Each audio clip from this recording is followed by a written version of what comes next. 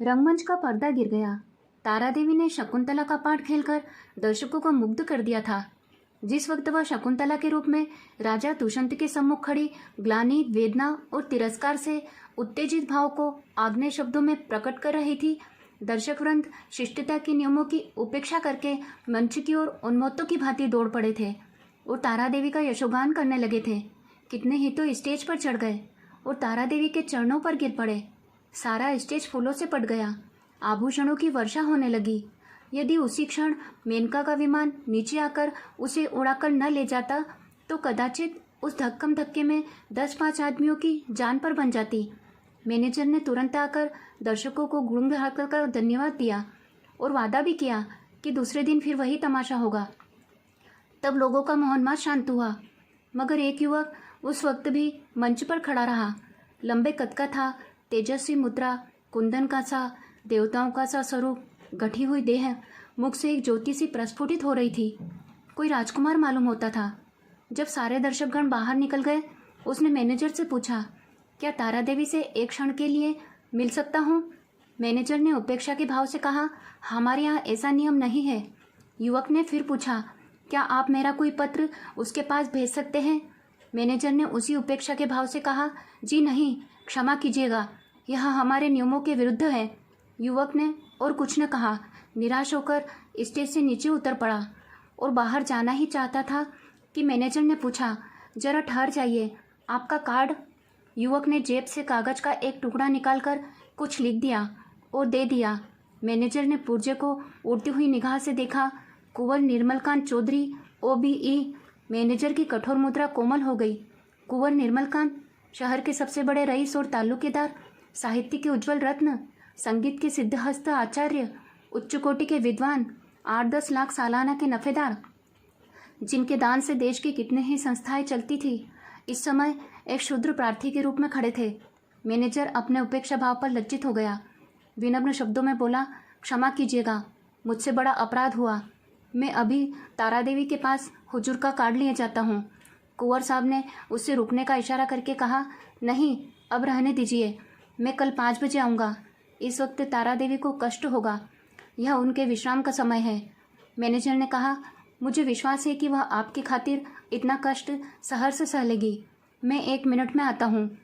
किंतु कुंवर साहब अपना परिचय देने के बाद अपनी आतुरता पर संयम का पर्दा डालने के लिए विवश थे। मैनेजर को सज्जनता का धन्यवाद दिया और कल आने का वादा करके चले गए। तारा एक साफ सुथरे और सजे हुए कमरे में मेज के सामने किसी विचार में मग्न बैठी थी। रात का वह दृश्य उसकी आंखों के सामने नाच रहा था। ऐसे दिन जीवन में क्या बार बार आते हैं। कितने मनुष्य उसके दर्शनों के लिए विकल हो रहे थे, बस एक दूसरे पर फाट पड़ते थे। कितनों को उसने पैरों से ठुकरा दिया था। हाँ, ठुकरा दिया था, मगर उस समूह में केवल एक दिव्य मूर्ति अविचलित रूप से खड़ी थी। उसकी आंखों में कितना गंभीर अनुराग था, कितना दृढ़ संकल्प। ऐसा जान पड़ता था मानो दोनों नेत्र उसके हृदय में चुभे जा रहे हों। आज फिर उस पुरुष के दर्शन होंगे या नहीं, कौन जानता है। लेकिन यदि आज उनके दर्शन हुए तो तारा उनसे एक बार बातचीत के बिना न जाने देगी। यह सोचते हुए उसने आईने की ओर देखा। कमल का फूल सा खिला था। कौन कह सकता था कि वह नवविकसित पुष्प 33 बसंतों की बहार देख चुका है। वह कांति, वह कोमलता, वह चपलता, वह माधुर्य किसी नवयौवना को लज्जित कर सकता था। तारा एक बार फिर हृदय में प्रेम दीपक जला बैठी। आज से 20 साल पहले एक बार उसको प्रेम का कटु अनुभव हुआ था। तब से वह एक प्रकार का वैधव्य जीवन व्यतीत करती रही। कितने प्रेमियों ने अपना हृदय उसको भेंट करना चाहा था, पर उसने किसी की ओर आंख उठाकर भी न देखा। उसे उनके प्रेम में कपट की गंध आती थी, मगर आज उसका संयम उसके हाथ से निकल गया। एक बार फिर आज उसके हृदय में उसी मधुर वेदना का अनुभव हुआ जो 20 साल पहले हुआ था। एक पुरुष का सौम्य स्वरूप उसकी आंखों में बस गया, हृदय पट पर खिंच गया। उसे वह किसी तरह भूल न सकती थी। उसी पुरुष को उसने मोटर पर जाते देखा होता तो कदाचित उधर ध्यान भी न करती, पर उसे अपने सम्मुख प्रेम का उपहार हाथ में लिए देखकर वह स्थिर न रह सकी। सहसा दाई ने आकर कहा, बाईजी, रात की सब चीज़ें रखी हुई है, कहिए तो लाऊं? तारा ने कहा, नहीं, मेरे पास चीज़ें लाने की ज़रूरत नहीं है। मगर ठहरो, क्या क्या चीज़ें हैं? एक ढेर का ढेर तो लगा है बाईजी, कहाँ तक गिनाऊं? अशर्फिया है, ब्रूचेस हैं, बाल के पिन, बटन, लॉकेट, अंगूठियाँ सभी तो हैं। एक छोटे से डिब्बे में एक सुंदर हार है। मैंने आज तक वैसा हार नहीं देखा। सब संदूक में रख दिया है। अच्छा, वह संदूक मेरे पास ला। दाई ने संदूक लाकर मेज पर रख दिया। उधर एक लड़के ने एक पत्र लाकर तारा को दिया। तारा ने पत्र को उत्सुक नेत्रों से देखा। कुंवर निर्मलकांत, OBE। लड़के से पूछा, यह पत्र किसने दिया? वह तो नहीं जो रेशमी साफा बांधे हुए थे। लड़के ने केवल इतना कहा, मैनेजर साहब ने दिया है, और लपका हुआ बाहर चला गया। संदूक में सबसे पहले डिब्बा नजर आया। तारा ने उसे खोला तो सच्चे मोतियों का सुंदर हार था। डिब्बे में एक तरफ एक कार्ड भी था। तारा ने लपक कर उसे निकाल लिया और पढ़ा, कुंवर निर्मलकांत। कार्ड उसके हाथ से छूटकर गिर पड़ा। वह झपट कर कुर्सी से उठी और बड़े वेग से कई कमरों और बरामदों को पार करती हुई मैनेजर के सामने आकर खड़ी हो गई। मैनेजर ने खड़े होकर उसका स्वागत किया और बोला, मैं रात की सफलता पर आपको बधाई देता हूँ। तारा ने खड़े खड़े पूछा, कुंवर निर्मलकांत क्या बाहर हैं? लड़का पत्र देखकर भाग गया। मैं उससे कुछ पूछ न सकी।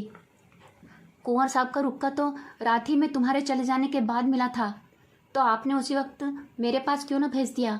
मैनेजर ने दबी जबान से कहा, मैं समझा तुम आराम कर रही होगी, कष्ट देना उचित न समझा। और भाई साहब, बात यह है कि मैं डर रहा था कहीं कुंवर साहब को तुमसे मिलाकर तुम्हें खो ना बैठूं। अगर मैं औरत होता तो उसी वक्त उनके पीछे हो लेता। ऐसा देव पुरुष मैंने आज तक नहीं देखा। वही जो रेशमी साफा बांधे खड़े थे तुम्हारे सामने, तुमने भी तो देखा था। तारा ने मानो अनिद्रा की दशा से कहा, हाँ देखा तो था। क्या वह फिर आएंगे? हाँ, आज 5 बजे शाम को।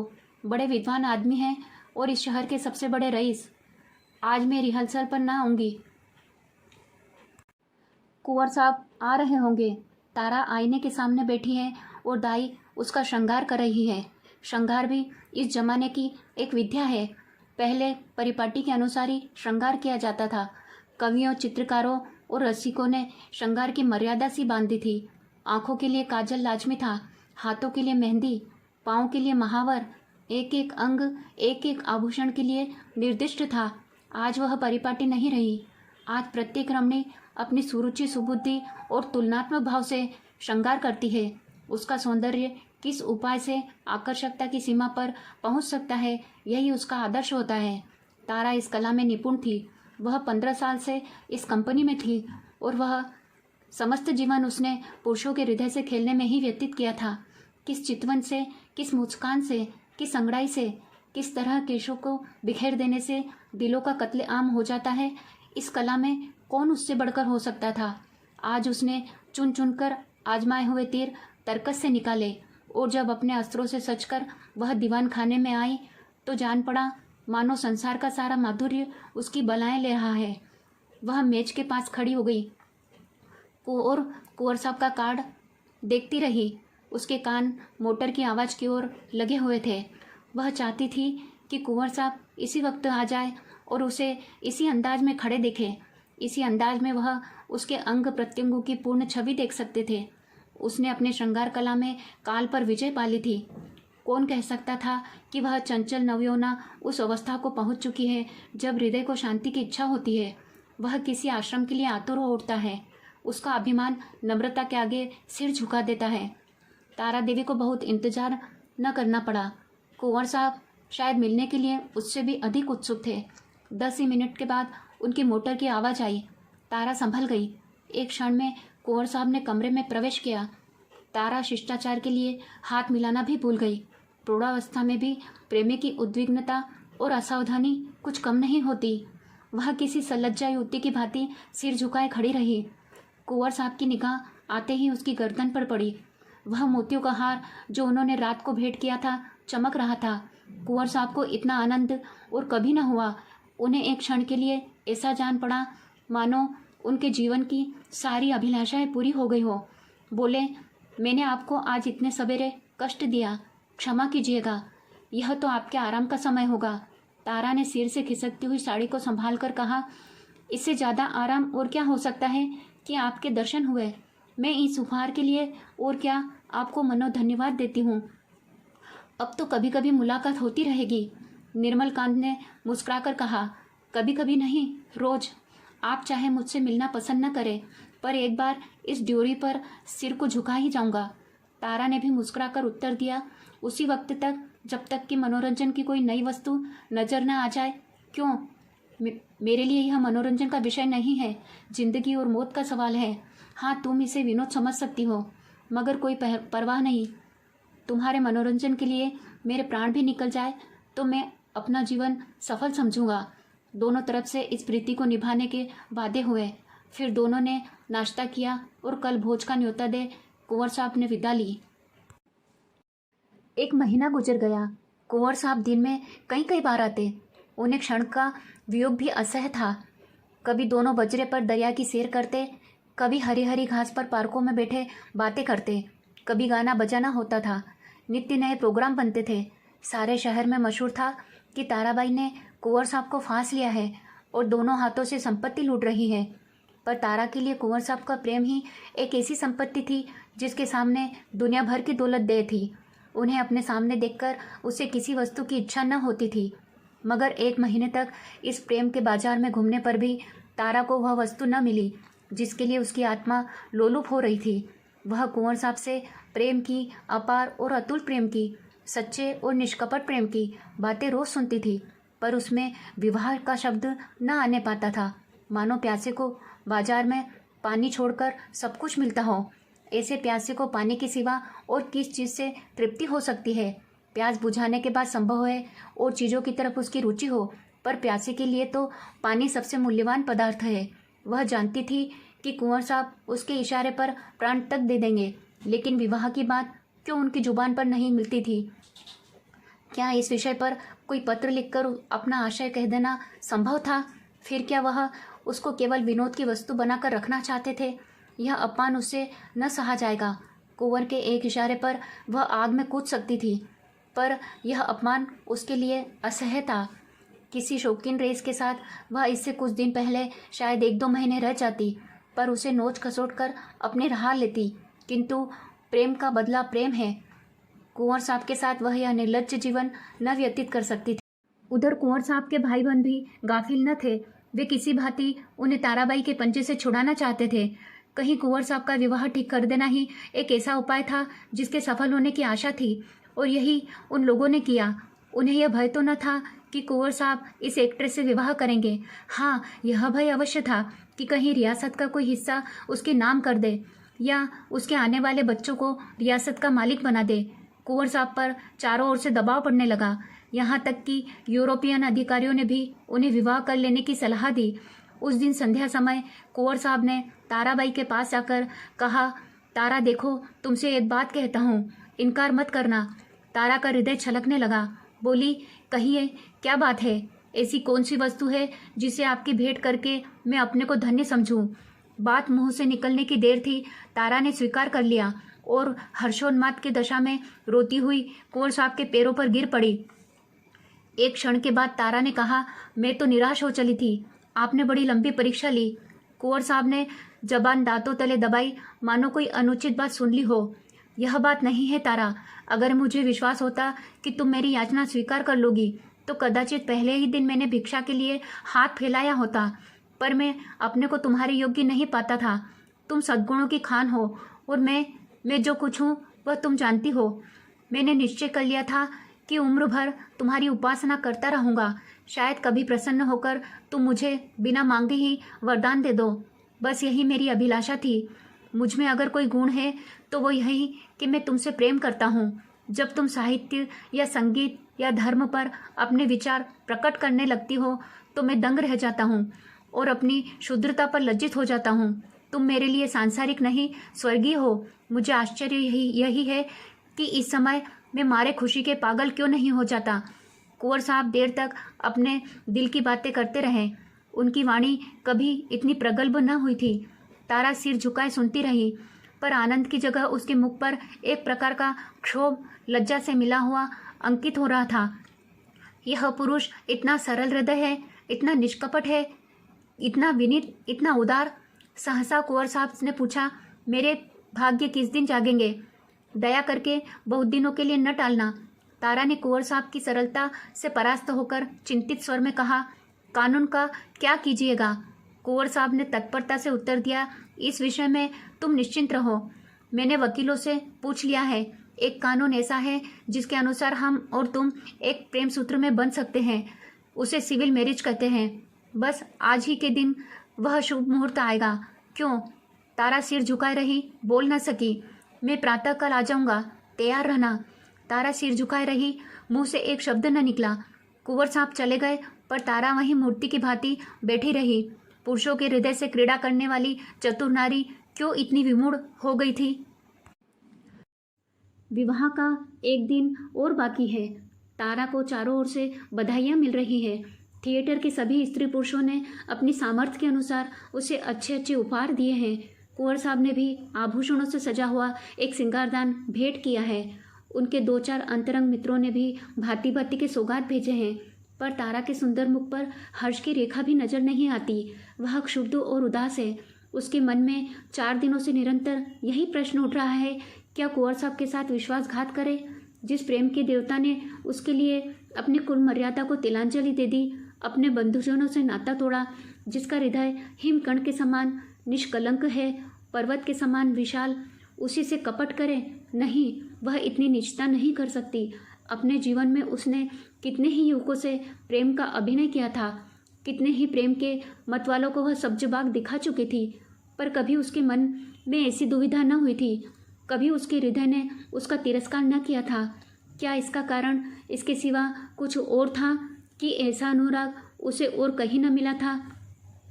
क्या वह कुंवर साहब का जीवन सुखी बना सकती है? हाँ, अवश्य। इस विषय में उसे लेश मात्र भी संदेह नहीं था। भक्ति के लिए ऐसी कौन सी वस्तु है जो असाध्य हो? पर क्या वह प्रकृति को धोखा दे सकती है? ढलते हुए सूर्य में मध्याह्न का सा प्रकाश हो सकता है? असंभव। वह स्फूर्ति, वह चपलता, वह विनोद, वह सरल छवि, वह तल्लीनता, वह त्याग, वह आत्मविश्वास वह कहाँ से लाएगी, जिसके मिश्रण को यौवन कहते हैं?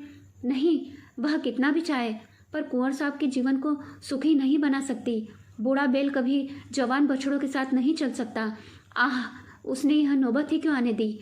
उसने क्यों कृत्रिम साधनों से, बनावटी श्रृंगार से कुंवर को धोखे में डाला?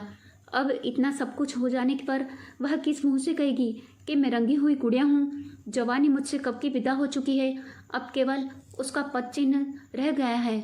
रात के 12 बज गए थे। तारा मेज के सामने इन्हीं चिंताओं में मग्न बैठी थी। मेज पर उपहारों के ढेर लगे हुए थे, पर वह किसी चीज़ की ओर आंख उठाकर भी न देखती थी।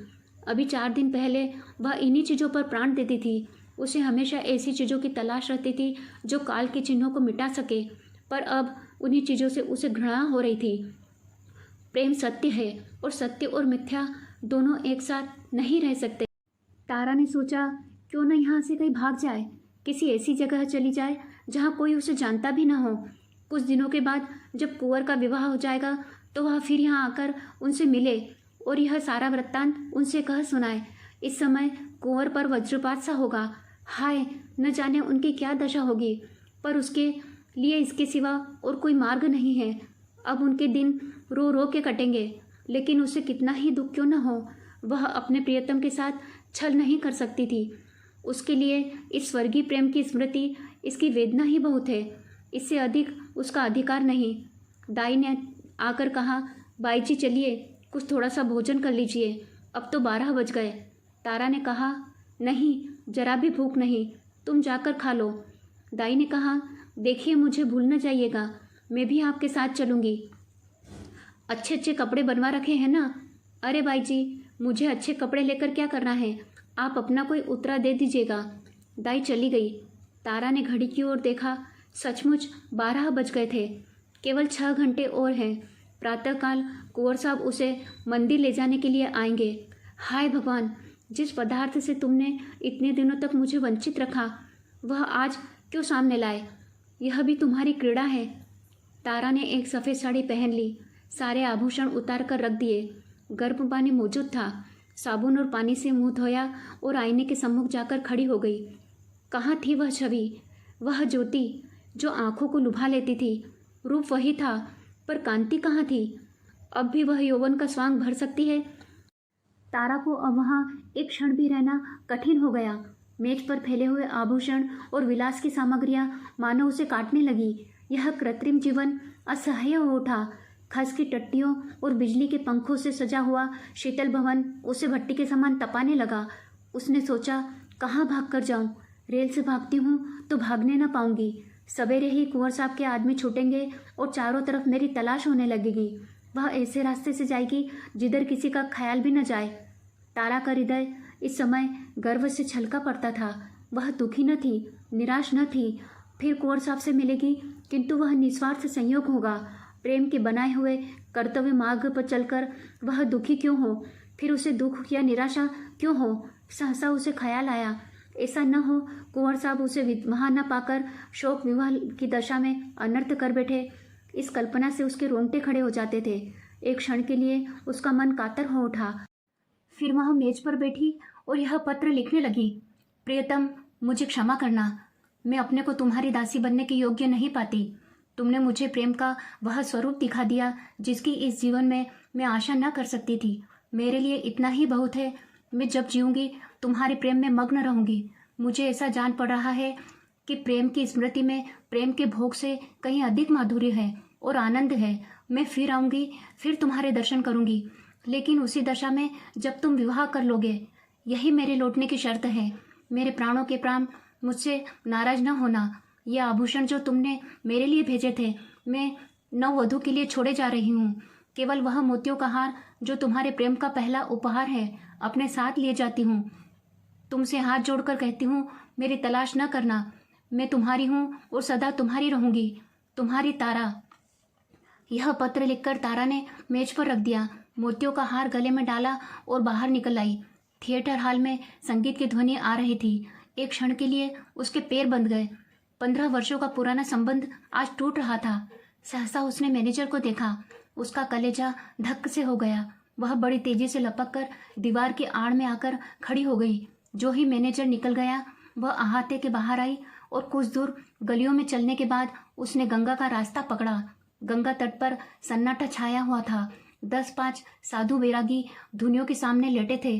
10-5 यात्री कंबल जमीन पर बिछाए सो रहे थे। गंगा किसी विशाल सर्प की भांति रेंगती चली जाती थी। एक छोटी सी नाव किनारे पर लगी हुई थी। मल्लाह नौका में बैठा हुआ था। तारा ने मल्लाह को पुकारा, ओ माझी, उस पार नाव ले चलेगा? माझी ने जवाब दिया, इतनी रात गए नाव न जाई। मगर दूनी मजदूरी की बात सुनकर उसने डांट उठाया और नाव को खुलता हुआ बोला, सरकार, उस पार कहाँ जाई? उस पार एक गांव में जाना है। मुद्दा इतनी रात गए कोनो सवारी शिकारी न मिली। कोई हर्ज नहीं, तो मुझे उस पार पहुंचा दो। माझी ने नाव खोल दी। तारा उस पार जा बैठी और नौका मंद गति से चलने लगी, मानो जीव स्वप्न साम्राज्य में विचर रहा हो। इसी समय एकादशी का चांद पृथ्वी से उस पार अपनी उज्जवल नौका खेता हुआ निकला और व्योम सागर को पार करने लगा।